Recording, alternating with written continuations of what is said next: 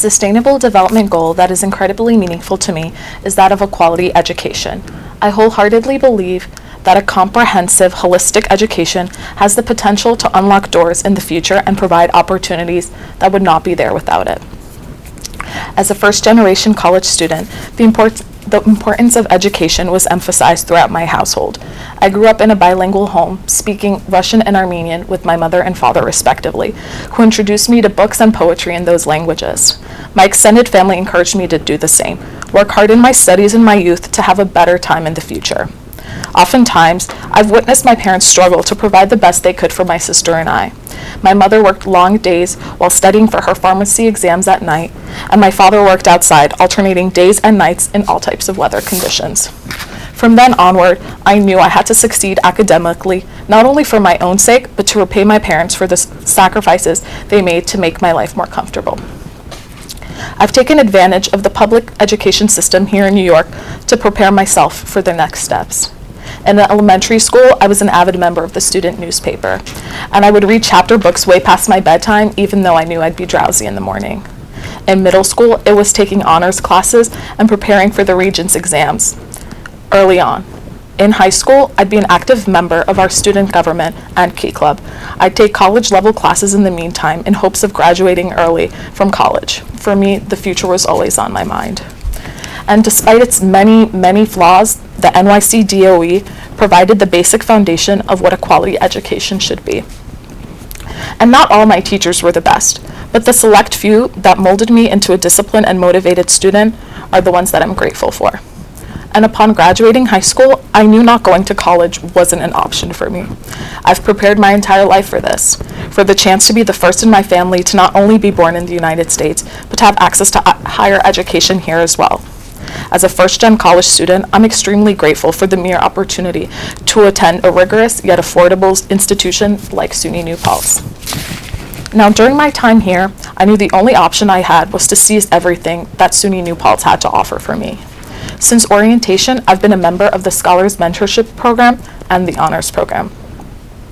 I was immediately connected to faculty members who would support me throughout my entire journey at this school. I had the support of peer mentors who would help me throughout my first year here. Peer mentors who could relate to my home life and who understood why attending college was so important for me. My second year, I wanted to pay it forward and be a peer mentor to first years within these organizations. The same way I had a peer mentor guiding me in my very confusing first year here, I wanted to be of help to somebody else. Currently, I'm still a peer mentor and have been able to make meaningful connections with my mentees. My former mentees even come to me for guidance, and I find these connections gratifying. Now, in regards to the honors program, I've been able to enhance my college experience by taking interdisciplinary classes that do not always coincide with my majors. The seminars that I've been taking outside my field of interest have fostered a sense of curiosity and encouraged me to take classes throughout various departments, allowing me to truly thrive. I've been able to develop my interpersonal skills and gain confidence when interacting with students and faculty alike. This leads to another one of my favorite aspects about the honors program, the ability to interact with people of different majors and perspectives. I've met like-minded, intelligent individuals from diverse backgrounds who, like me, are looking to change the world. And I'm extremely appreciative of the doors SUNY New Paltz unlocked for me, unlike any of the opportunities my family had in their native country. I initially started as a political science major out of my passion towards volunteering at nonprofits, government offices, and fighting for social justice. I had a desire to acquire knowledge and use it to better the world we live in. And at my time here, I fell in love with languages and declared Spanish as a second major. I look forward to utilizing my knowledge in political science and the Spanish language to give back to my community after completing my degrees. But every time I achieve something, whether little or small, it comes back to repaying my parents. The sense of relief of making a tuition payment through the financial support I've received through scholarships is an unparalleled feeling. My first plane ride to Europe was to the indescribable study abroad experience I had in Oviedo, Spain. Yes, these things are normalized in the United States, but from where my parents are from, this is very new and exciting. I acknowledge how fortunate I am to be in my current situation, because not all first-gen college students have these chances like me. Now, I'd like to examine this at a national level before we embark on a global scale. Statistics show that children living in poverty are at a higher chance of leaving school because they have to work or care for their family members. Dropout rates of 16 to 24-year-old students who come from low-income families are 7 times more likely to drop out than those from families with a higher income. By the end of the 4th grade, African American, Hispanic, and low-income students are already 2 years behind grade level, and by the time they reach the 12th grade, it becomes 4 years behind.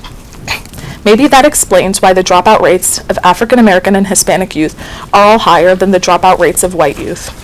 Less than 30% of students in the bottom quarter of incomes enroll in a 4-year school. Among that group, less than 50% graduate. I'd like to now examine the connection between poverty and education in my region of interest, Latin America. According to UNICEF, only 6 out of 10 children aged 3 to 4 years old in Latin America will attend an early childhood education program.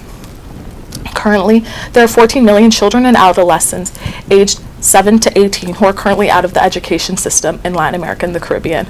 And the amount of children who are out of school is almost 4 times higher than those of developed countries like the US. And now, I oftentimes think, what if children were allowed to be kids and attended school without worrying about their financial situations? What if we lived in a world where children do not have to be concerned about getting an income for their families and just attended schools? What if the millions of children in the US didn't have to go through metal detectors and worry about school shootings? What if our teachers weren't preoccupied with managing classroom behavior and simply did their jobs and taught our youth? Why do those of the lowest income brackets have to choose between a mediocre education or none at all? I wonder what would happen if children around the world had the same opportunities as my peers and I did. I wonder what would happen if everyone, despite their income level, had the equal opportunity of a quality education. Perhaps if we are set up to thrive in our education system, then we'd be taking a step in the right direction and we get closer to solving the inequalities around the world. Thank you.